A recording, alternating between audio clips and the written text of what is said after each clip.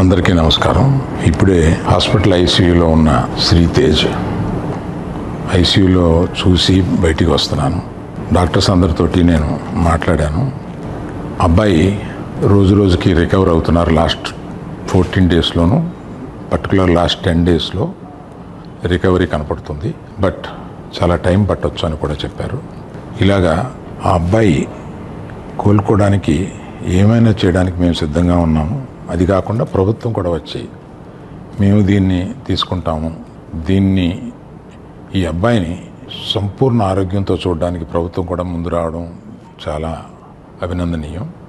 చాలామంది అభిమానులు కానీ బంధువులు కానీ మిత్రులు కానీ అల్లు అర్జున్ ఎందుకు హాస్పిటల్కి వెళ్ళలేదు అని అడుగుతున్నారు. దానికి కారణం చెప్తాను. స్టాంపేడ్ జరిగిన రోజు మరుసటి రోజు మార్నింగే అల్లు అర్జున్ వద్దామని అనుకుంటే హాస్పిటల్ అధికారులు నిన్నే కదా జరిగింది, ఇవాళ ఈ హాస్పిటల్కి వచ్చి ఇక్కడ ఇంకొక ఇన్సిడెంట్ని ఎందుకు అవాయిడ్ చేయమని చెప్పి అడిగారు. కరెక్టే కదా అనిపించింది. రాలేకపోయారు. ఆ రోజునే కేసు పడింది. ఆ కేసులో పడిన తర్వాత మన legal team headed by Niranjan garu strongly advised Bunny should not go to the hospital at all or meet the parents ఇట్లా అని చెప్పి గట్టిగా చెప్పారు. ఆ తర్వాత మేము రావడానికి అనేక నిబంధనలు, మళ్ళీ నేను ప్రభుత్వాన్ని పర్మిషన్ అడిగాను. నేనన్నా కనీసం వెళ్ళి చూస్తే బాగుంటుంది అని. ఎందుకంటే ఓ రోజు బన్నీ బాధపడుతూ నేను చూడలేకపోయాను, నువ్వన్నా వెళ్ళి చూసిరా డాడీ అని అడిగాడు. నేను ప్రభుత్వాన్ని అడిగితే వారు పర్మిషన్ ఇచ్చారు.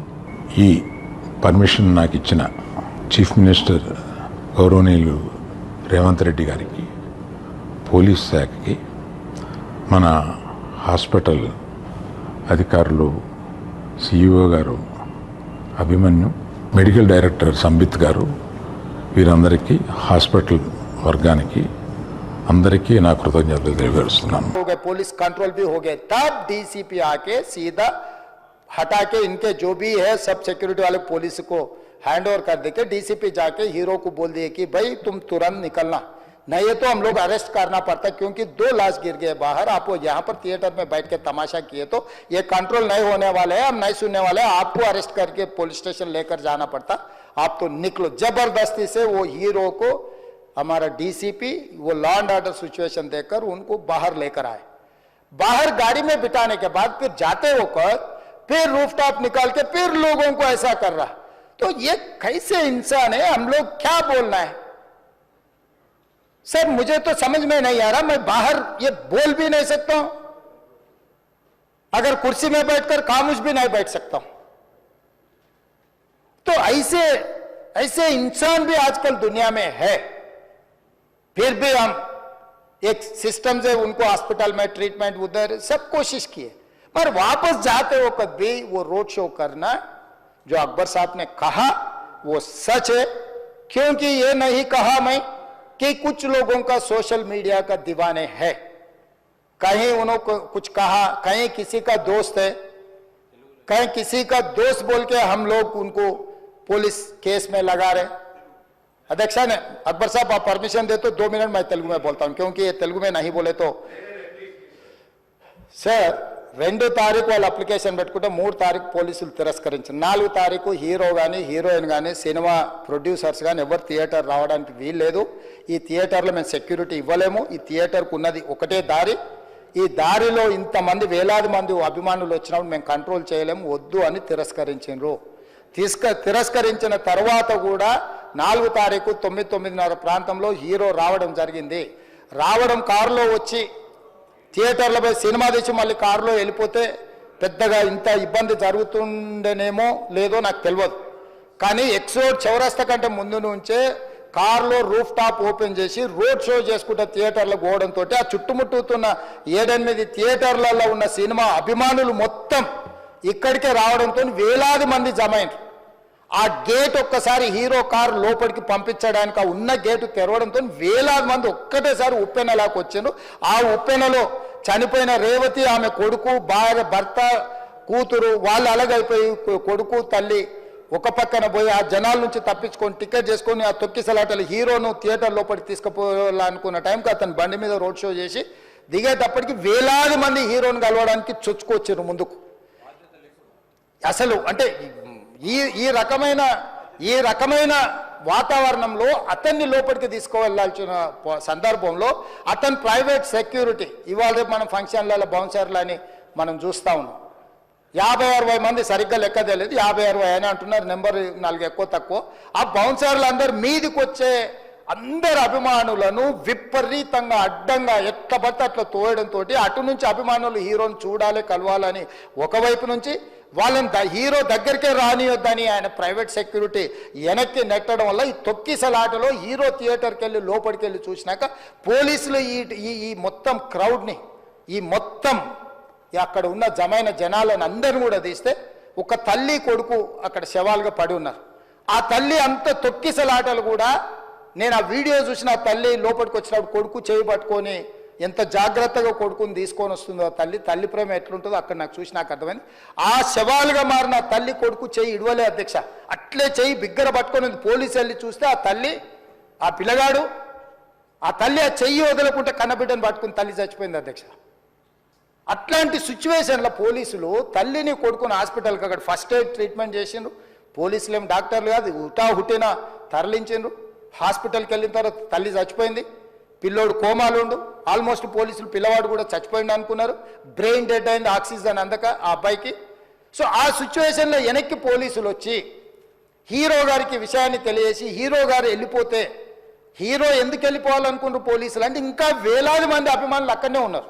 హీరో గారు థియేటర్లో కూర్చొని ఉండడం వల్ల సినీ ప్రముఖులు ఉండడం వల్ల ఈ బయట జమైన వేలాది మంది అభిమానులు అక్కడ నుంచి పోకుండా అక్కడనే ఉండడం థియేటర్ లోపల కూడా బాల్కనీలో టాప్ బాల్కనీలో హీరో కూర్చుంటే కింది నుంచి పై వరకు వెనక్కి తొక్కుట పైకెక్కి హీరో చేతులు కలపాలని కోతులు ఎగబడ్డట్టు కోట మీదకి కోతులు ఎగబడ్డట్టు ఉల్టా పైకి తొక్కిసలాట జరిగింది అధ్యక్ష.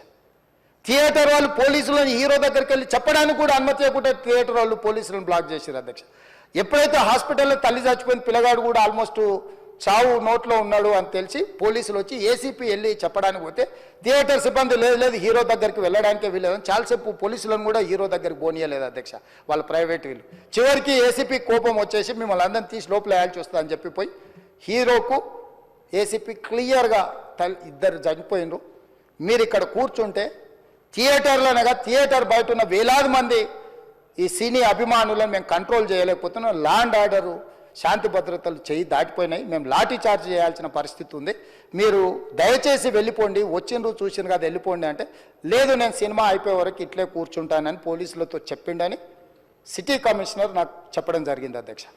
అదేవిధంగా ఇంకా కంట్రోల్ కాకపోవడంతో అప్పుడు డీసీపీ పై అధికార రంగంలో దిగి వాళ్ళ అందరినీ లోపల వాళ్ళు ఎంబడున్న అడ్డుకుంటున్న వాళ్ళను పోలీసులతో జరిపించి చక్కగా డీసీపీ పోయి హీరో గారికి బయట చనిపోయినరు, పరిస్థితి చాలా గందరగోళంగా ఉన్నది, మీరు ఇక్కడ నుంచి కదలాల్సిందే లేకపోతే మిమ్మల్ని పోలీస్ స్టేషన్కు తీసుకెళ్లాల్సిన పరిస్థితి వస్తుంది, మీరు ఇక్కడ నుంచి కదలాల్సిందే అని బలవంతంగా అతన్ని సినిమా మధ్యలో 12 గంటల సమయంలో రాత్రి 12 గంటల సమయం అట్టిగా ఆ సమయంలో అతను తీసుకొచ్చి బండి ఎక్కిస్తే మళ్ళీ అతను రూఫ్ టాప్ ఓపెన్ చేసి మళ్ళీ చేతులు ఊపుకుంటూ రోడ్ షో చేసుకుంటూ అంటే తల్లి చనిపోయి పిల్లగాడు చావు బతుకుల మధ్యలో ఉన్నాడు మీరు వెళ్ళండి అని వెనక్కి పంపిస్తే కూడా మళ్ళీ కారులో రూఫ్ టాప్ ఓపెన్ చేసి చేతులు ఊపుకుంటా అభిమానులను సంతోషపెట్టుకుంటా రోడ్ షో చేసుకుంటా అతను వెళ్ళిపోయింది అధ్యక్ష.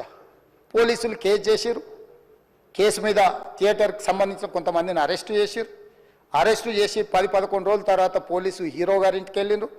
మీరు కూడా కేసులో A11 మీ మీద కేసు ఉందని చెప్పడానికి పోలీసులతో దురుసుగా ప్రవర్తించిండు, మీరు ఆ వీడియోలన్నీ కూడా చూసిండ్రు.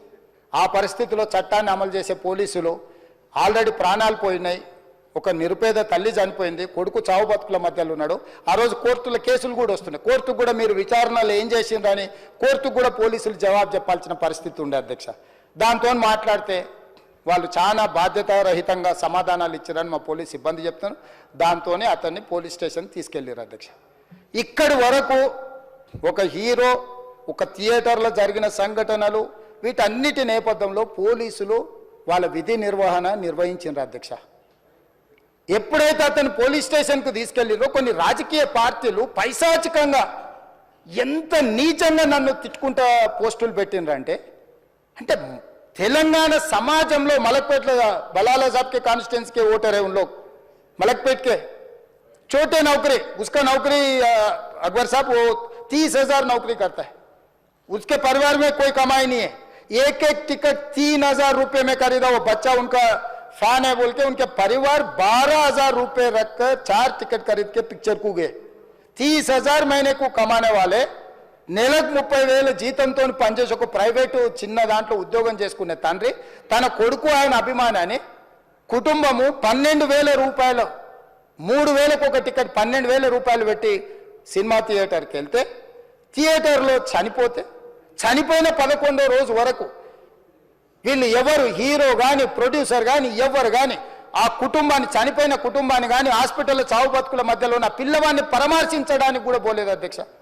ఇది ఏ రకమైన మానవత్వం అధ్యక్ష నాకు అర్థం కాలే ఇలాంటి మానవత్వం లేకుండా వ్యవహరించిన వాళ్ళను పోలీసులు విధి నిర్వహణలో భాగంగా పోలీస్ స్టేషన్కు తీసుకెళ్తే ఒక ఆయన ట్విట్టర్లో పెడతాడు అడ్డగోలుగా 10 ఏళ్ళు మంత్రి చేసి ఉద్యమాలు చేసినామని చెప్పుకునేటోళ్ళు ఉద్యమాల సమయంలో సినిమా షూటింగ్లో జరగొద్దని దాడులు చేసిన వ్యక్తులు ఇవాళ అతను భగవత్ స్వరూపుడు అసలు అతన్ని పోలీసులు ముట్టుకుంటారా అసలు ఈ రాష్ట్రం ఏమైపోతుంది ఈ రాష్ట్రం ఉంటుందా ఈ రకంగా రాజకీయ పార్టీలు అధ్యక్ష రాజకీయ పార్టీలు ప్రజాప్రతినిధులుగా చనిపోయిన ప్రాణాల విలువ లేకుండా చావుకు కారణమైన ప్రత్యక్షంగా పరోక్షంగా అయిన వాళ్ళని పోలీస్ స్టేషన్కు విచారించడానికి పిలిస్తే కూడా అది కూడా తప్పుపట్టి ప్రభుత్వాన్ని బద్నాం చేయాలి ముఖ్యమంత్రిని తిట్టాలని ఎంత నీచమైన భాష వాడిన అధ్యక్ష యూట్యూబ్లలో మీరు చూడండి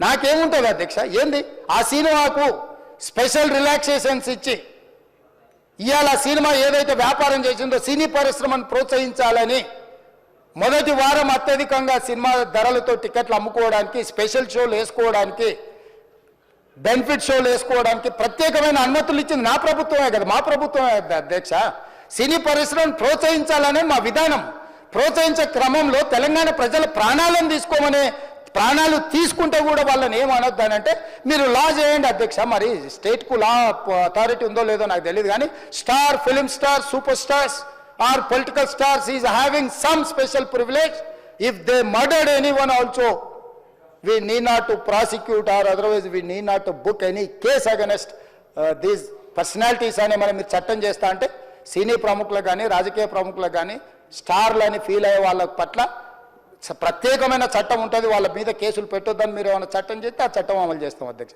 ఈ రోజున్న డాక్టర్ బాబాసాహెబ్ అంబేద్కర్ ఇచ్చిన చట్టం ప్రకారము దీనికి కారణమైన వాళ్ళను ప్రత్యక్షంగా పరోక్షంగా కారణమైన వాళ్ళందరి మీద కేసులు కట్టి పోలీసులు విచారణ చేయాల్సిందే బాధితులను శిక్షించాల్సిందే అధ్యక్ష సో ఈ రోజు ఆ కుటుంబాన్ని ఆదుకోవడానికి ఈ రోజు కూడా ఆర్థికపరమైన విషయాల్లో కానీ దీంట్లో కానీ వాళ్ళు ఎవరు పెద్దగా ఆసక్తి కనీసం సినిమా వాళ్ళు ఒక్కరోజు అతను పొయ్యి వస్తే సినీ ప్రముఖులందరూ అతని ఇంటికి వెళ్ళి అతనికి మొత్తం ఏదో కాళ్ళు చేతులు యాక్సిడెంట్లో పోయినట్టు కన్నీళ్లు గారుస్తారు ఈ సినీ ప్రముఖులు ఒక్కరైనా హాస్పిటల్కి పోయినరా అధ్యక్ష నేను సూటిగా తమ ద్వారా సినీ ప్రముఖులను నేను అడుగుతున్నా అధ్యక్ష తల్లి చనిపోయి 9 సంవత్సరాల పిల్లగాడు బ్రెయిన్ డెడ్ అయ్యి ఆక్సిజన్ అందక 20 రోజుల నుంచి హాస్పిటల్లో కోమాలో ఉంటే ఈ సినీ ప్రముఖులు ఒక్క రోజు కోసం పోలీస్ స్టేషన్ పోయిన ఇంటికాడ క్యూ కట్టి ప్రభుత్వాన్ని తిడుతున్నారు నన్ను తిడుతున్నారు అతన్ని పరామర్శిస్తున్నారు ఏమైంది అధ్యక్ష అతను కాలు పోయిందా కన్ను పోయిందా చేయి పోయిందా ఏమైనా కిడ్నీలు దెబ్బతిన్నా ఏమైంది అతన్ని ఇంతమంది సినీ ప్రముఖులు పరామర్శించారు కలిసిండ్రు అభినందించారు కానీ ఆ పిల్లగాన్ని కనీసమన్నా పరామర్శించడానికి సినీ ప్రముఖులు ముందుకు రాలేదంటే సినిమా ఇండస్ట్రీలో ఉన్న ప్రముఖులు ఏం ఆలోచన చేస్తుండ్రో ఏం కోరుకుంటుండ్రో నాకైతే తెలియదు 100% जो भी अकबरुद्दीन ओवैसी साहब ने जो मुद्दा